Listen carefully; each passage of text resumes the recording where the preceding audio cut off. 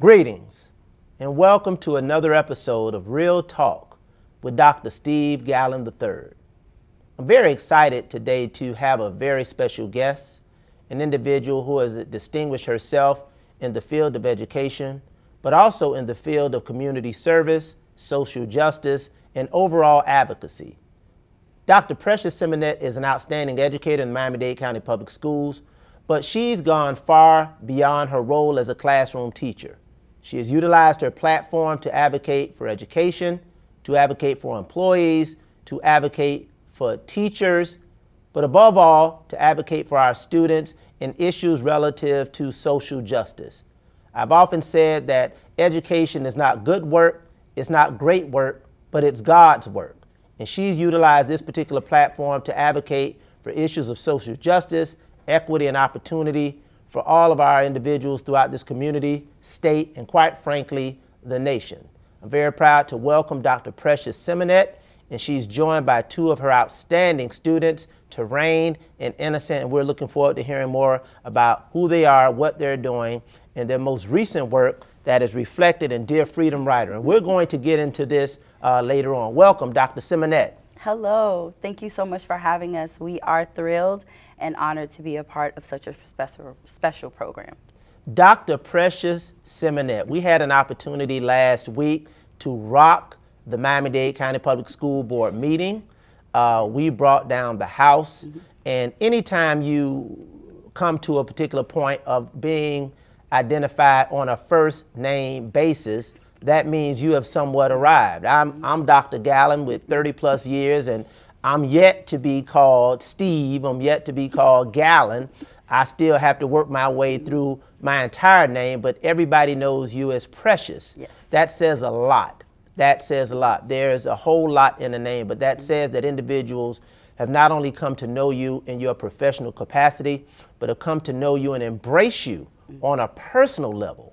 On a personal level. And for me, that really speaks volumes about what you've not only done in the classroom, what you've not only done in the community, not what you've only done in the school, what you've done in terms of labor and all of the work that you've done to represent employees and teachers in this community, in our district, throughout the state and nation, but more importantly, what you've done to impact people on a personal level. So who is Precious Symonnette? We know you as the teacher extraordinaire, but give us an understanding of who you are, your journey, and how you've come to be the outstanding educator and public servant that we know. And we're not going to cry today. We're not. This is real talk.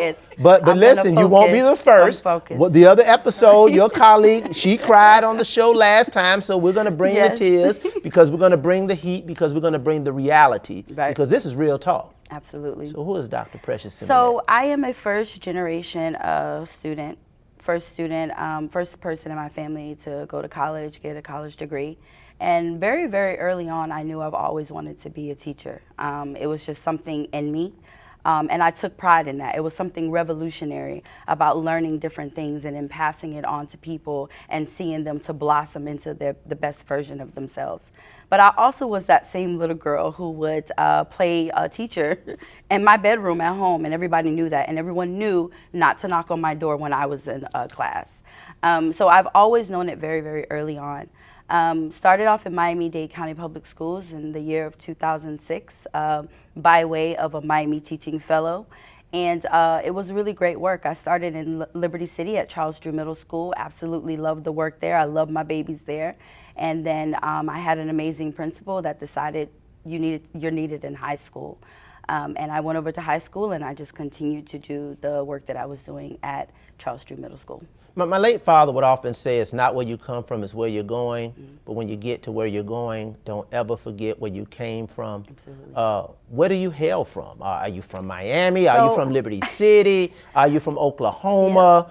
Did you just come out of the universe and bless this community? Where did you come from? So I am actually from Broward County. I grew up in Hollandale on the black side. Okay. From 10th Street. Okay. And it's so weird that when I tell people that, they are shocked and appalled, like, really? And I was like, yeah, and I'm proud of it. I had a very, very supportive family, even more supportive community. People knew that Precious had work to do, and that's exactly how they raised me. They always raised me as if I had a bigger purpose. I had more to do. I was on a mission. So I am from Broward County.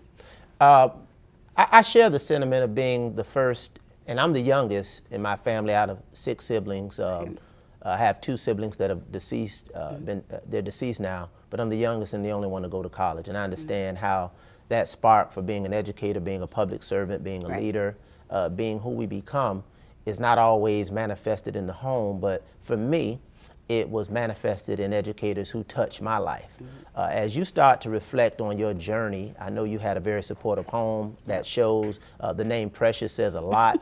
Can you think of some educators that touched you during your particular journey as a student that inspired you to be the one teaching other children at home, wanting to be the one in charge, because teachers have to take charge? Right. Is there an educator or a few educators that come to mind in your life that spark that interest in being a teacher? Absolutely, there are several. I've always been somewhat of a teacher's pet. But I think I love learning. So I never really had a lot of issues with my teachers. But starting off in, I would say, middle school, Miss Dolores Martin and Miss Barbara Jordan, they were by far 2 of my favorites. They helped me to get my attitude in check a little bit. And they told me that just because I was smart and intelligent, it didn't give me a right to be disrespectful and rude to others. When I got to high school, I had a lot of other great teachers as well. Sandra Davis, she reminded me of Ricky Lake. I don't know if you remember Ricky Lake, but she looked like Ricky Lake. And she was very, very funny. So she taught us that having a sense of humor when you teach it's a great thing. And then, of course, I have Miss Naomi Payton. When I was going through a very difficult time in my life, she was the person that stood in my way and prevented me from self-destructing.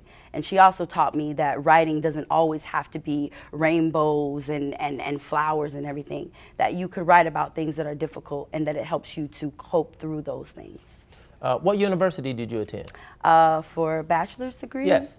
I went to Clark Atlanta University. HBCU Proud in the of house. it. I wouldn't change it for anything in the world. It.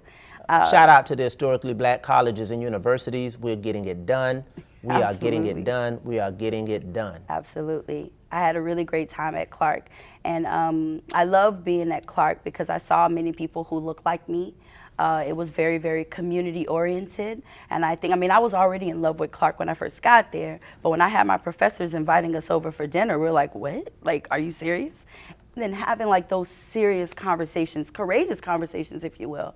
And I think that is really what sparked my interest when I became a teacher. Like, I need to be doing this in my classroom as well. Those conversations definitely helped me to reimagine the person that I could be when I would become a teacher. So you're doing the work. You're providing an opportunity for others to be inspired. You're touching, molding, and shaping lives. You're leading an educational literary revolution. And we're joined today by Terrain and Innocent, outstanding students who have an opportunity to be under your tutelage and to continue your leadership, your legacy, and your love for education, for learning, for this community, and for service. Welcome, Terrain. Yeah, Tell us about you. Talk to us.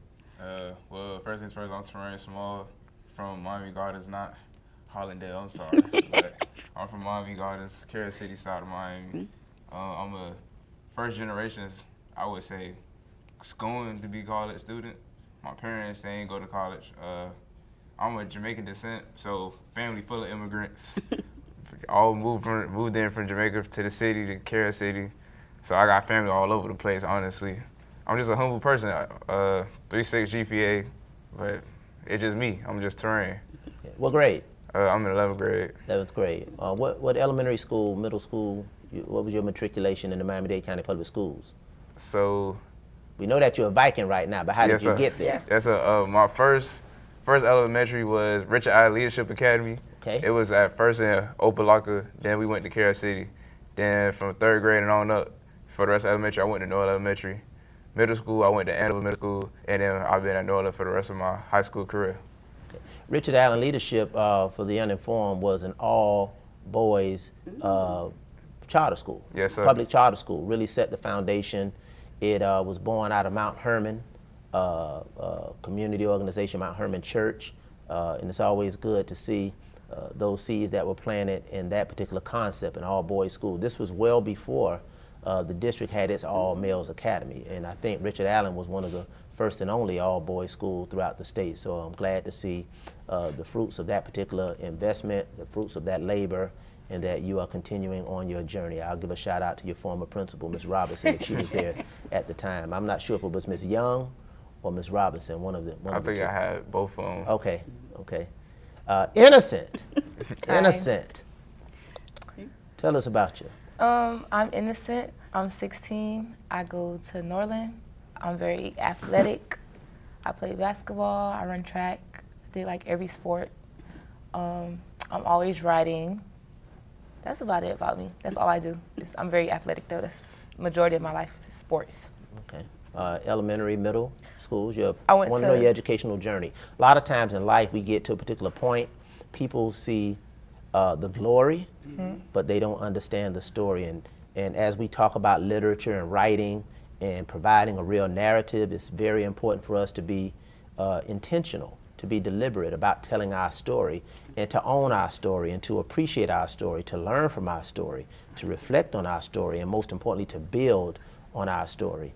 Right. Tell us about your educational story. So for elementary, I went to Rainbow Park Elementary, and I also went to Scott Lake Elementary. Middle school, I went to Hubert O. Sibley, K through 8. Yes? And I went to North Dade my 8th grade year. And then high school, my 9th grade year, I was at Monsignor Edward Pace. And then I switched over to Norland because I just like public school better. Came back to the public Yeah. school. Shout out to the public school. Shout out to schools. Better. Dr. Symonnette, Yes. what did you major in at Clark Atlanta? Clark Atlanta University, I majored in English and I minored in creative writing. Okay. We share that passion, that purpose, that profession. I also majored in English, coming from the highest of 7 hills, Florida A&M University.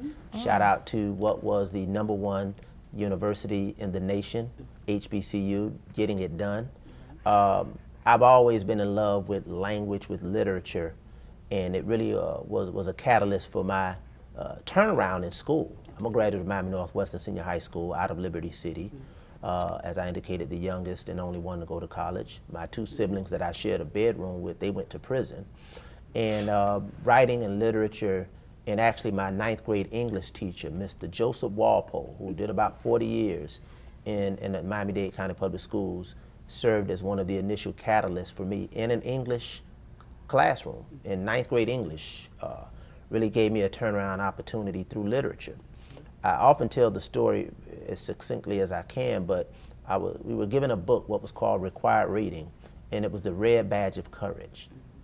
I rejected that book because that book was about a civil war, it was about historical events, and in that particular time, I'm an 80s product. I was born in '69, but I grew up in the 80s, so we're talking 80 riots, McDuffie riots, we're talking to Mario Boatlift, we're talking about a whole lot of division and in some cases devastation and destruction in Liberty City, and not only in terms of structures and facilities, we're talking about destruction of lives, specifically black lives at a particular time. So we see the Black Lives Movement and all of these issues relative to how we deal with what is often an unjust system, but that level of injustice was pronounced with the acquittal of those officers who killed Arthur McDuffie, and that was one of our first reckonings as a young person with that particular reality.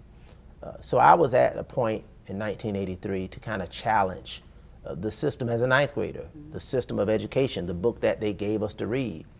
And Joseph Walpole, under the direction of Dr. George Kuntz, gave me a book called Man, Child, in the Promised Land, the story of Claude Brown. And they often say, because I say, that book changed my life. So as an English teacher, I've always appreciated how literature, how language impacts our learning and our lives, and what has that done for you in terms of a space to go beyond the mechanics of learning, the mechanics of writing, the mechanics of speech and really dive deep into lessons and literature to use that as a platform for young people? I think that it's important for all students to see themselves represented in literature. And one thing I pride myself on is, like, if a student feels as if they are not represented, then guess what? You are a source. You can produce that work as well. And I think it's important that we not only introduce our students to different types of books, but introduce them to different types of writing as well. It is important that they learn history, but they are history in the making as well. So while we're learning about history, we're reading about different literature, they are producing theirs as well. I would say very, very early on, reading came very easy to me. Writing came very easy to me. I remember my mom having to literally take things out of my room, books particularly and flashlights, because she would tell me to go to sleep, but I would be under my covers reading because I had to find out what was going to happen at the end of the story. One of my favorite all-time authors has to be Maya Angelou. And I love her so much because Maya Angelou is one of those writers that repositioned herself in the literary canon like so many different times. Not only was she an amazing poet, she was an amazing novelist, a great essayist.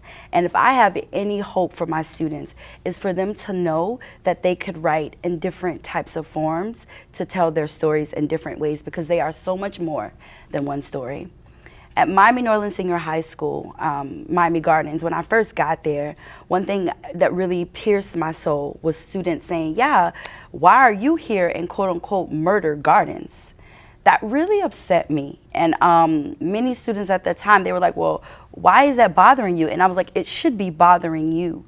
And having a conversation where students were able to unpack that and to see the ways how they too were sometimes perpetuating that narrative, it opened up a new world for them. I constantly tell my students, whenever you see a negative narrative being told about where you live, what school you go to, it is your responsibility to speak. It is your responsibility to write. So being able to show my students how you can go underneath the surface of different texts and to pull out these different perspectives and how you can challenge those perspectives and write your own is truly one of my life's joys.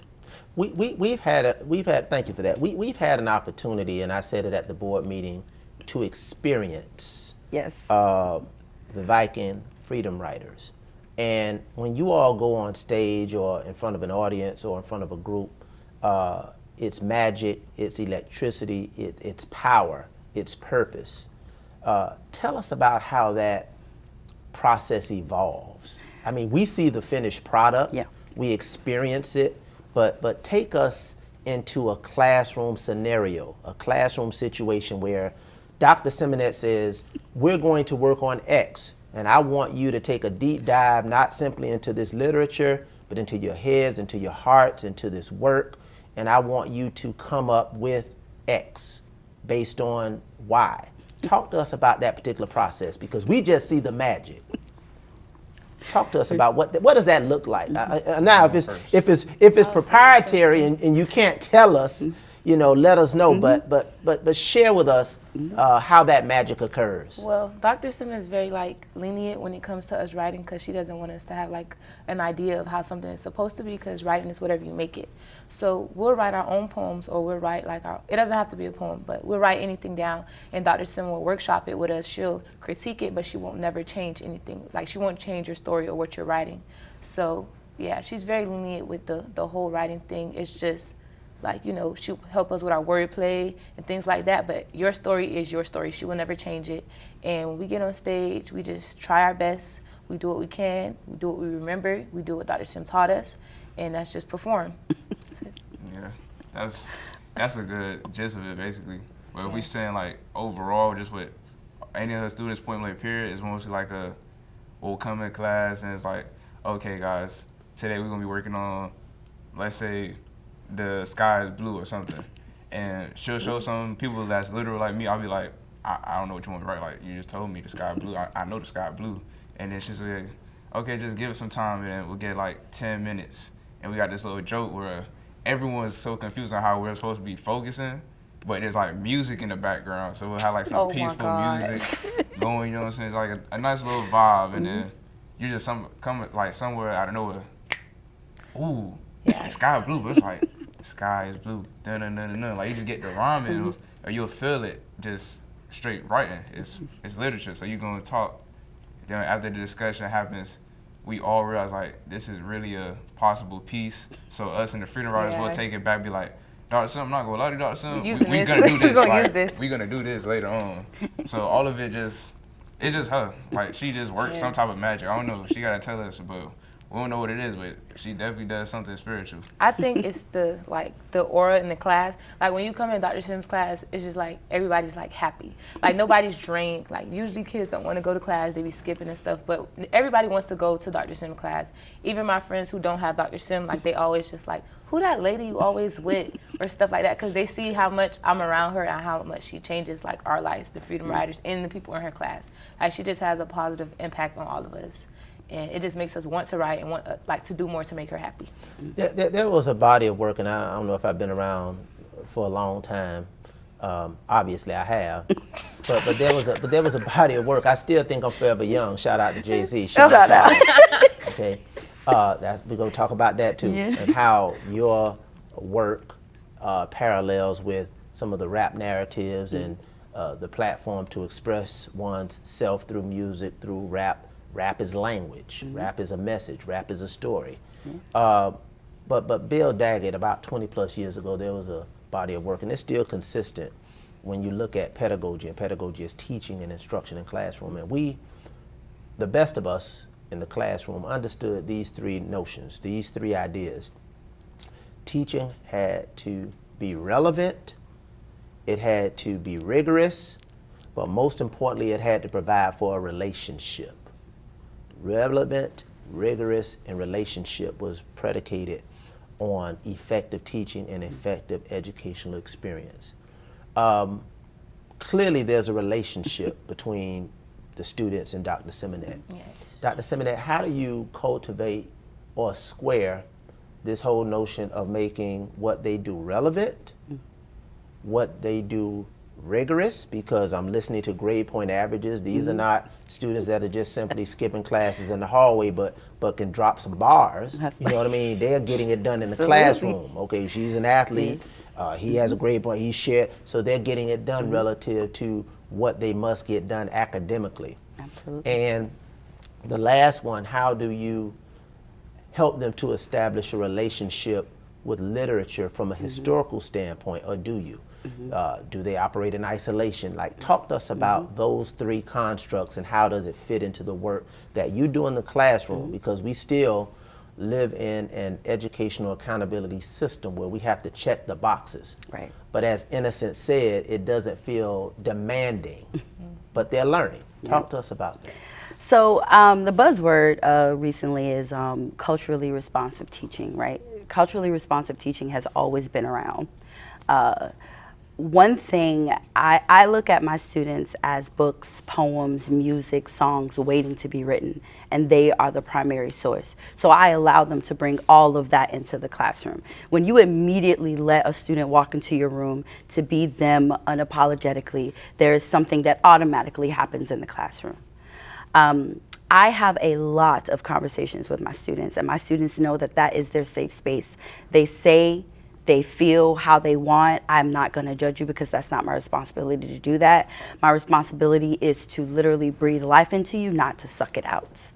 I also feel that my relationship with my students, because I want it to be organic and authentic, I believe that there's a power in vulnerability.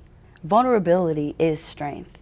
And I want my students to see who I am, because when they see who I am, or when I am brave enough to be who I am in front of my students, it gives them the permission to do the same. I have had students to tell me things that they've never told anybody else, and they're like, I've never told. And when they have that realization, I pause with them and let them have that moment, because they need it. Because when you open up a child's heart, you can never ever close it back. And I need my students to know that this is one of the places that you could do that. as far as like the books are concerned, I think that I make sure that I have books that my students can see themselves in. If you were to replace a character out of the book, you can easily insert yourself in that book, or you can even rewrite that character. But it does take a lot of work. I say this to people all the time. Teaching is hard work, but it is heart work. And I think that having those conversations, allowing students to write how they feel, right? I think that's very important. Many of my students tell me that they appreciate the fact that I respect their why, right? And I think that's very significant. My why may not be their why, but just because it isn't my why doesn't mean that their why is any less important. And I think I strive to do that with my students, and I want every single relationship with them to be different. Why? Because they're all different. Right? And I think it just naturally comes. Terrain, and I think Terrain and Innocent is talking about this journey. Like, I love writing journeys, right?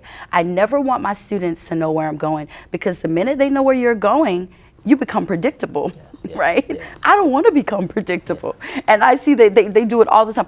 Oh my goodness, where are you going with this? And I was like, trust the process. Trust the process, that's right. So yeah. You mentioned something, and because this is real talk. Absolutely. You mentioned culturally responsive teaching, and for the viewers, the 3 letters of that construct is CRT. Mm-hmm. But it's not critical race theory. It is not.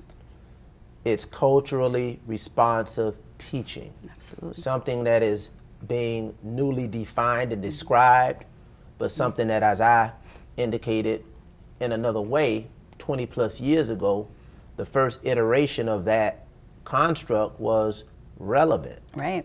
Relevant. It had to be relevant. What Mr. Walpole and Dr. Kuntz led in 1983, when they allowed me to reject the Red Badge of Courage and substitute it for Man, Child, and the Promised Land, of which you're correct. Right. The story of Claude Brown, I was able to see myself in the person of Claude Brown. Absolutely.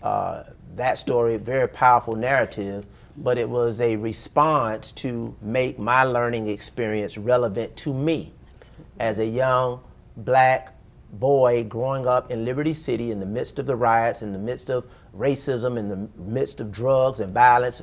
The crack epidemic was exploding at the time. So I had to see myself in my learning.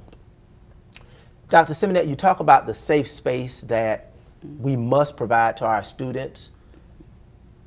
I sit on the school board. We represent our roles and responsibilities from a policy perspective. Yes. The superintendent represented from the district perspective. We have lawmakers in Tallahassee making laws that will help to shape or hurt and harm your ability to create and provide safe spaces for students like Terrain and Innocent to be the best that they can be. Give me your thoughts about some of the recent narratives from a classroom teacher's perspective. And we had this conversation on the last episode when we talked about academic freedom. And the fulcrum, the core of this, the fear of this, the intrusion of this is to the extent that students may be impeded from being who they are, and teachers may be restricted in providing that opportunity for students to express who they are. I know I went all over the place, but you know what I'm talking about.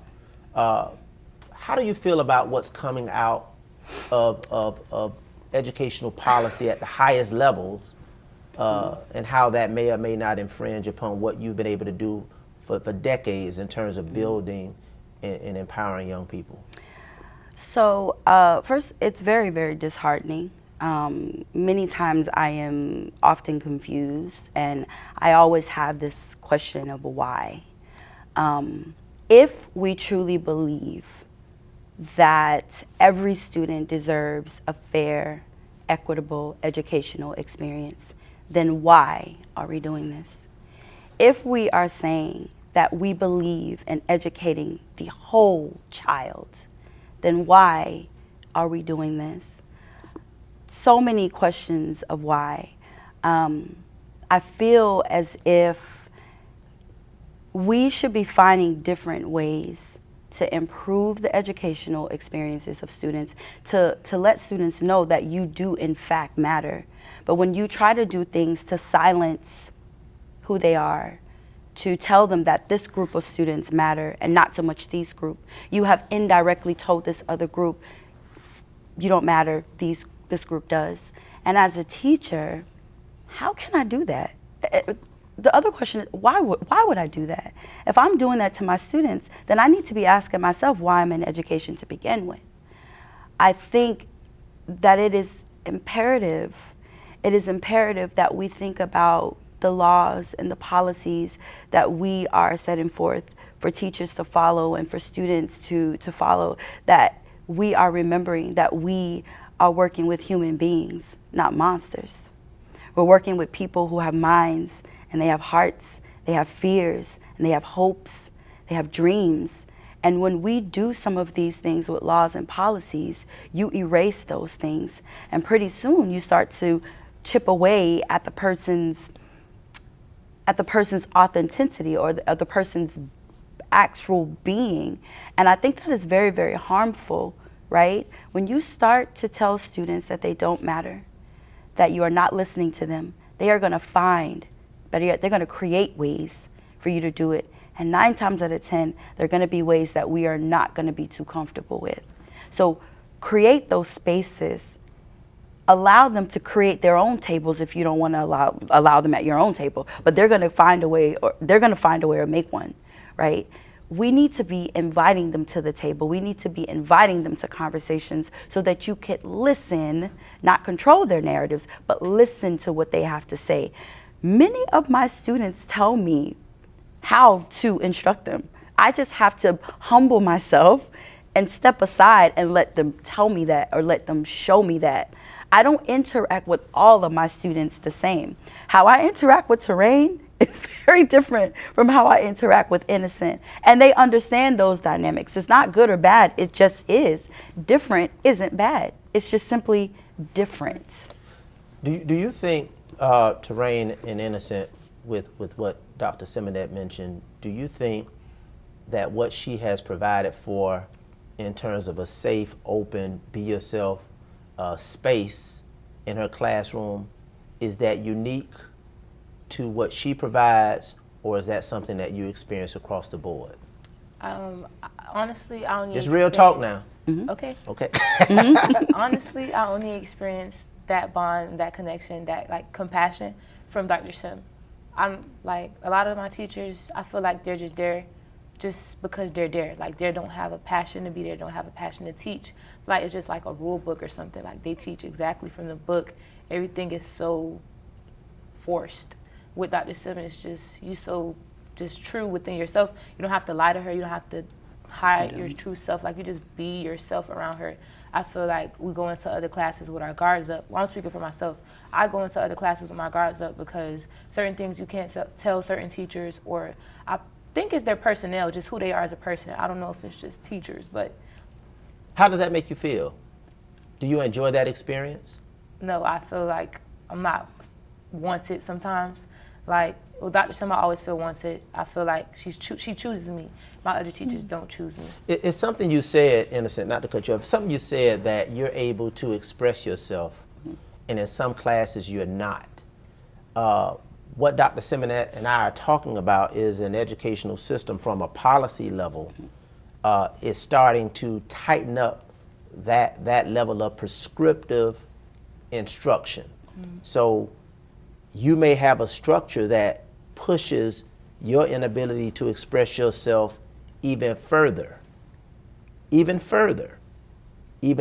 So Dr. Symonnette, who steps out because she's free to do that the space she's able to create is available for her to create without fear of reprisal, without fear of retaliation, without fear of violating any state rules, standards, or laws. That safe space, many people feel, is being threatened. How do you feel about that? I don't think it's fair. I think that everybody should have a chance or a choice to like make a certain bond or create a certain relationship with their teacher, and that it shouldn't be snatched away from them because they believe that teaching should only just be book work, book work, book work. Like, we should be able to have different bonds and talk to our teachers about different things and how we feeling. I feel like certain teachers don't even ask how your day going. Like, come in class, get your notebook, write your name, and write down these notes. Like, they treat us like we're not people, like we're just property or animals. I don't like it. It's not fair. Terrain? Well, speaking on my behalf, I do think that's a unique experience with Dr. Sim, because when you walk in Dr. Sim class, you treat it as a person. It's like most of the time when you're in school, you treat it as a student. If you get what I'm trying to say, like, yeah, I'm a student at the end of the day. I'm gonna always be a student. I'm here with a teacher, but when you treat a student like a student, it's more rigorous, more like a robot type of structure. Like, right. Everybody fall in line, you know what I'm saying? Like we some prisoners or something, like a prison of this formal version of education. But when you have like an actual bond with everybody, because no one's the same. Ain't nobody in this world was meant to be the same. Not a single thing about us is the same. So it's just more convenient. I think that's what I'm looking for. More convenient when you getting taught how Dr. Sim teaches, because why would I want to be here and I have to fall in line with everything? It's nothing wrong with, all of us having to get the same goal, but I'm not going to always get there as fast as the next person. I'm not going to get there as slow as the next person. It's all a different type of time, a different type of space, different type of pacing overall. You are taking some notions directly from my textbook from FIU when I was teaching educational leadership, and there were theories of educational philosophies that were being advanced. And one of those theories that has always been criticized and we tried to move away from was education being a part of what was described as a factory model, meaning students were like widgets on an assembly line. Everybody got the same thing at the same pace in the same way. And that's not education, because education is not something that can be deduced to widgets, cannot be deduced to things. We're dealing with human beings who think, who breathe, who love, who care, who hurt, who feel. And we understood and transitioned away from that factory model of education to a greater extent. But it appears that we're kind of moving backwards towards one prescriptive way of addressing, one restrictive way of addressing the educational opportunities and abilities to express themselves as students. Dr. Symonnette, I've been a classroom teacher. We deal with classroom teachers. And I want to say parenthetically, it is hard work. And as Dr. Symonnette said, it's heart work. Too often, many of our teachers are left to just simply do the hard work, and the system doesn't allow them to do the hard work. The work that you do is not defined in your job description. No. When I was a principal at Holmes Elementary School, I'll never forget this conversation. People would call them speeches in a faculty meeting. And I said, if you're not leaving work at the red light, in traffic, in the fast food line, if you're not thinking and asking the question, what else can I do for my students to empower, to educate, to elevate, what else? You're not doing the work. And people looked and they thought about that, because we should always be pushing and prodding and exploring ways to up the ante of opportunity, up the ante of equity, up the ante of education. And that is something that requires one to go far beyond the realm of four corners of a classroom or, quite frankly, walls in a school. What motivates you? What inspires you? What compels you to do that? Because you don't have to. You don't have to be on the weekends. You don't have to be in the evenings. You don't have to stay after school. You don't have to travel across the country. You don't have to push and prod and explore and provide additional opportunities for students, because that is far beyond your job description. Right. What inspires you? I think I have a passion. Like, I've always wanted to be a teacher, but I also think I feel like it is my responsibility. I look at my kids, they're my students, but they're my babies too. Like when I'm going shopping for materials, I'm getting 2 different sets. I'm thinking about snacks, like how can I do this? And I think I do it because someone did it for me and I'm paying it forward. And I believe in the core of my heart that when students have a really great educational experience, it helps to build amazing people. And those people are then going to bring that same energy, that same vibe back to the world. And it's kind of sort of this teach one, each one teaches one. And I think that will definitely happen. I get that I'm teaching students right now in my classes, but I see generations behind them. And I think that's where it comes from. I love what I do. I absolutely love what I do. I love to see my students accomplishing so many different things. I love to witness a student when they finally get it, when they get an idea to write something, when they have this realization. I love to see that. But I think I really love when I see my students touch a stage and they take people to this other world. They bring people into their life. That is something that's truly amazing to me. And so I think maybe it's addictive because I constantly want to see it all the time. My students, I work them hard because I know that they have to live in the real world. Work ethic is very important. You could have the highest GPA, you could graduate, but who are you when you leave high school? If you do not know who you are when you walk across that stage, the educational system has failed you. And I refuse to be a part of that. I'm going to be a part of the solution and not a part of the problem. I asked 3 questions when I was a teacher of my students, and one that I felt my pedagogy, my pouring into had to enable them to answer. Who am I? Where am I? And what is my place in this world?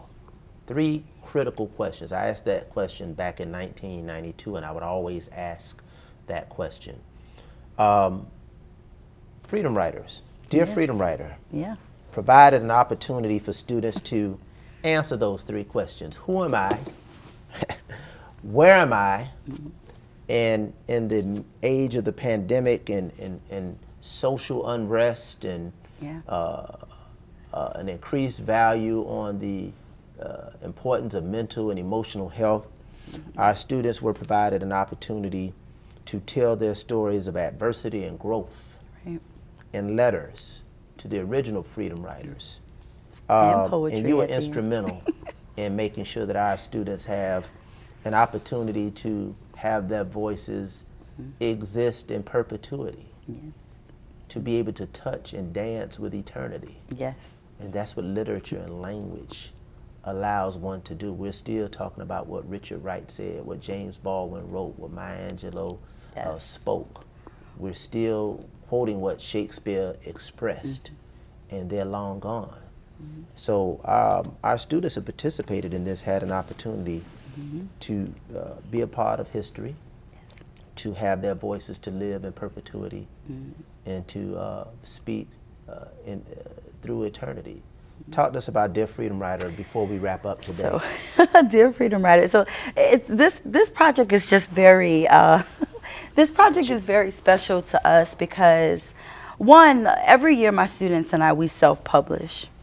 But with this process with Dear Freedom Writer, you had teachers all over the world and only 50 were selected. So first of all, getting over that, crying over a week, like I was one of the 50 teachers who was selected, and then being charged to choose one student. That's what they told me, one student. I said, I'm sorry, there's no way possible I could do that. And I had to do some serious prayer because I'm like, how am I going to get as many?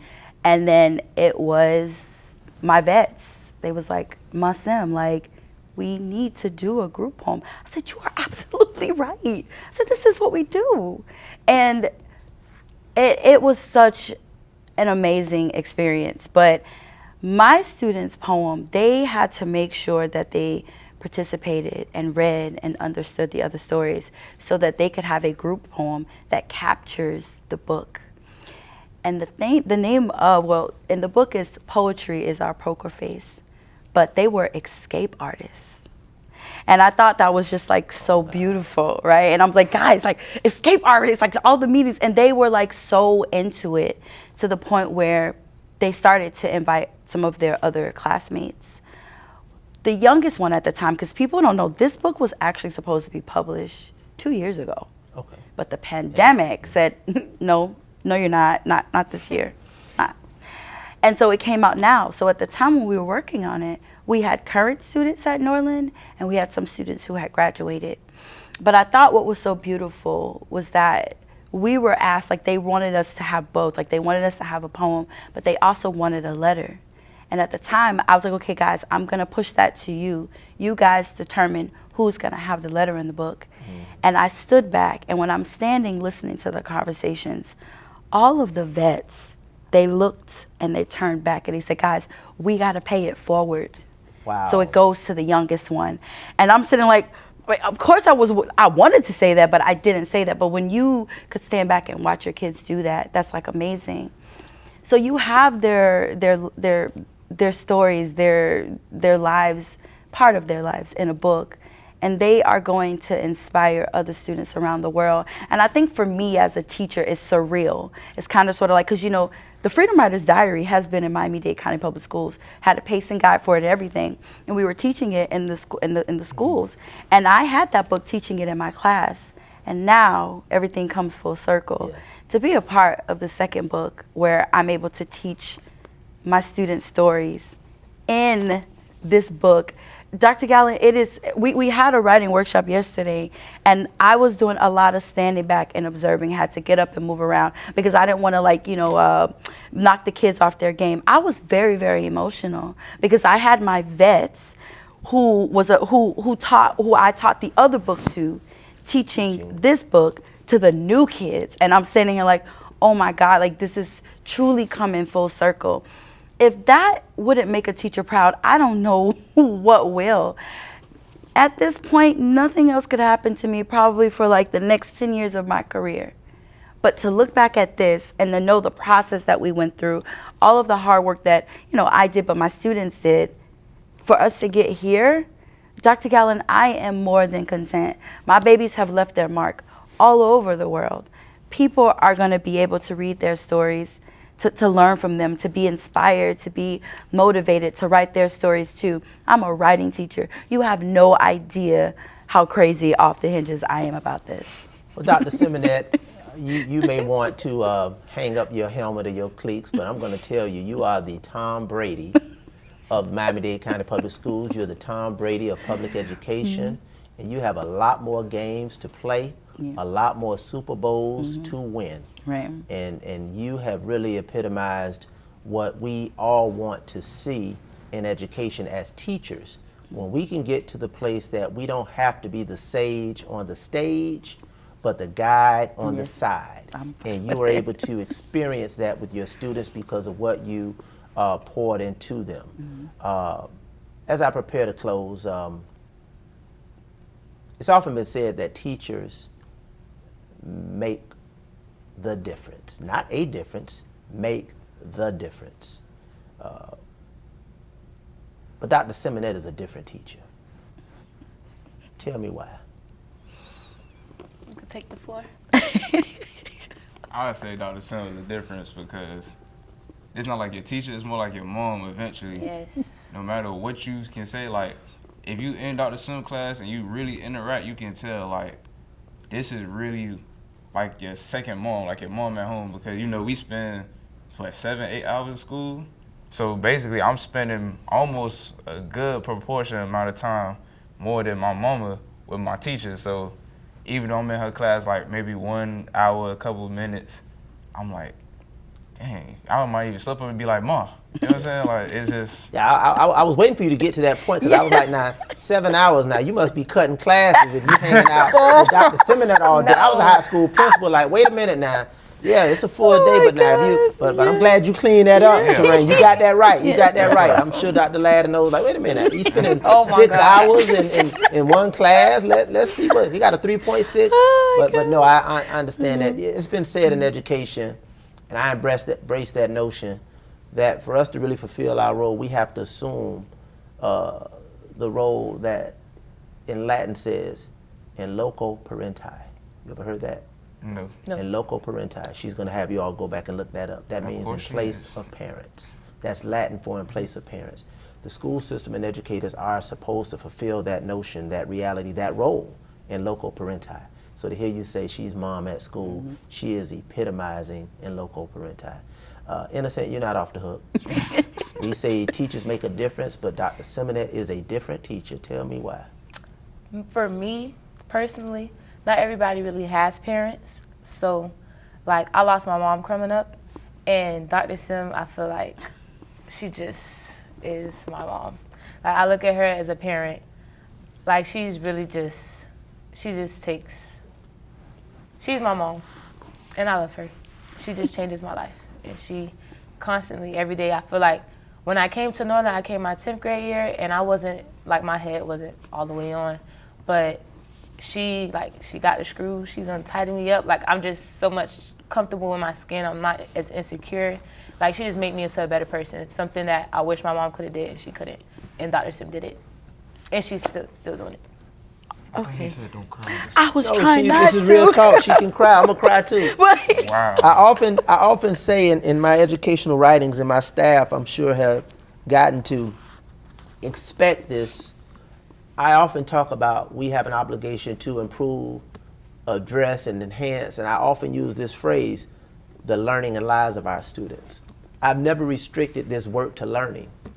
And for you, Innocent, to say that she has impacted your life because she's a part of your life, and she, in some cases, helped save portions of your life, that's the true essence of what education is supposed to reflect. Education is another Latin terminology, means educe, educere, educere, to bring forth, to bring out all the greatness, all the beauty, all the strength, all the power, all the passion, all the purpose of who you are. That's our role, to bring that out. It's there. It's there in you, it's there in you, it's there in every child in our district and across this state and nation. But real educators are able to bring that forward, to bring it out, to educe it, to educate. And that's why she reflects one of the outstanding educators that this nation knows, and she's our very own, Dr. Precious Symonnette. I always, before I go, ask for you all to give a shout out to somebody before we wrap up the show, and I'm going to also make a special request. You all go drop some bars on Real Talk before we get out of here today. But before we do that, who you want to give a shout out to? It could be a student, a staff member, a teacher, a friend, your aunt, your uncle, whoever. Who you want to give a shout out to? I'm gonna give a shout out to myself because I'm proud of myself and how far I've came over the past few years. I feel like I'm a better person. I'm at my peak right now, so shout out to myself. Bam. Shout out. I say shout out Miami Gardens for like the people that's in it. They're just the community as a whole. It just made me who I am today, and it exposed me to different people like Dr. Sim. Miami Gardens, the mayor, the council, the community, the elders, the village of Miami Gardens. I live in Miami Gardens, so you give me a shout out. I receive that. Dr. Symonnette, who do you want to give a shout out to? I want to give a shout out to Miami Norland Senior High School. I want to give a shout out to the Florida Freedom Riders and the Viking Freedom Riders because amazing people, beautiful spirits, beautiful souls. And thank you guys so much for supporting us, and we still have work to do. All right, y'all thought y'all was going to get out of here. Y'all going to give me some bars. Y'all got something for us? Y'all got something for the viewers? Yeah. What we got? Ladies first. Ladies first. I'll go. Okay, this poem is about change. I wrote it like a few months ago. So, change is what everyone runs away from. I'd be lying if I said I wasn't a part of everyone. Change is scary and a hard thing to face. You just never know. I hate not having control. These feelings live in me, made up as a whole. It's overbearing. It feels like this is me. I want to change, but I'm scared of where I'll be, who I'll know, who'll be around, who'll have my back. And when things go wrong, will I be back to where I was, square one, all alone? If that is what is, then I'll leave change alone. But what if might maybe somehow change is what makes things better? What if might maybe somehow a step into blindness changes the weather? A cold feeling that I feel, completely gone for good.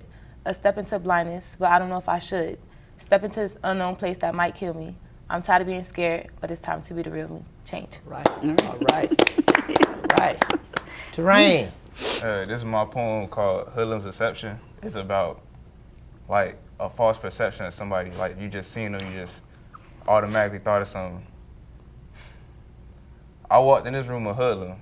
They don't even know my 3.6 GPA. A product of the gardens, they don't get this flower at the time of day. All they see is the gold chain and the white tee, not the big brain and white teeth. All they see is the gold chain and the white tee, not the immigrant descent, still fighting. I walked in this room a hoodlum. They don't even know my name. A product of mixed environments, yet I still come out the same.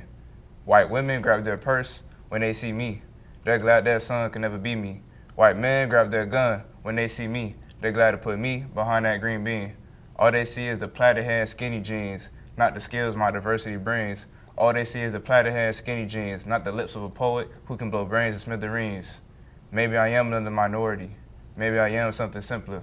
Or maybe I'm a small piece of deception trying to make acceptance bigger. I walked in this room a hoodlum, but I leave out a step for better. Thank you. Y'all want to inspire me to drop a bar too. Y'all may want to inspire me to drop a bar too. Well, I want to thank you, Innocent, Terrain, and I salute you, my sister, the Dr. Precious Symonnette, Miami-Dade's finest, the state's best teacher of the year. She got the receipts, she has the resume, she has the track record, and we thank you, we salute you, and we love you. And that ends this episode of Real Talk. All right. With Dr. Steve Gatlin III. I'm batting 1,000. I got some tears again today. Because when it's authentic, when it's deliberate, when it's unrehearsed, we know it's real.